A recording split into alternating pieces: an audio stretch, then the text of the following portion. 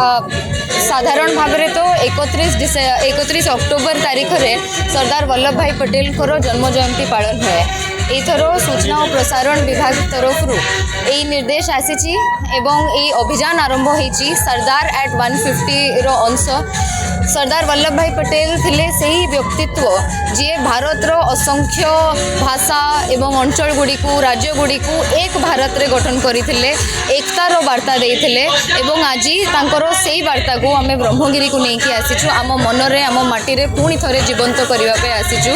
ये प्रशासनिक अधिकारी मानक आरंभ करिकी पुलिस बंधु माने आम गाँ गहलीर समस्ते आसीचंती एवं ये एकतार वार्ता आम ये देवाक चाहूँ कारण ये गोटे उद्देश्य अच्छी जेतेबेले सरकार एवं जनता समस्ते एकत्रित हुअन्ति जेतेबेले वरिष्ठ एवं कनिष्ठ पुरुष एवं महिला मत्स्यजीवी एवं चाषी समाज सबु वर्गर लोके एक हुअन्ति एक भारतर सशक्त भारतर से स्वप्न जो आम पूर्वपुरुष माने देखिथिले आ से स्वप्न पाई लड़ीथिले सेटा देखंतु आपण जानिचंती भारत वर्षर यशस्वी प्रधानमंत्री श्री नरेंद्र मोदी आम समस्त सांसद मान को निर्देशित करिसंती कि देशर सबु जिले में यूनिटी मार्च एकता मार्च हम सरदार एट 150 सरदार वल्लभ भाई पटेल जी भारत वर्षर प्रथम होम मिनिस्टर एवं डेप्यूटी चीफ मिनिस्टर थिले तांको स्मरण रे आमे यूनिटी मार्च करूछु।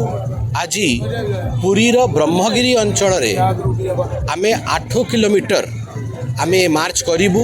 बक्सी जगबंधुंकर पवित्र माटीरू ए मार्च आरंभ होची। ये होची पाइक माटी, ये होची ब्रिटिशर विरुद्ध रे प्रथम विद्रोहर माटी। भारत वर्ष को एक रखिबारे पाइक रेबेलियन एवं पाइक मानकर एक बहुत बड़ योगदान थिला। आमे ए माटी को नमन करी आज 10 किलोमीटर चलू और जहाँ आम प्रधानमंत्री नरेंद्र मोदी निर्देशित करछंती से बड़ी एक उच्च कोटीर कार्यक्रम आज ये संभव हम। आप देखिं आमर एमएलए उपासना महापात्र कलेक्टर एवं एसपी समस्त जनप्रतिनिधि आज ये उपस्थित अच्छा।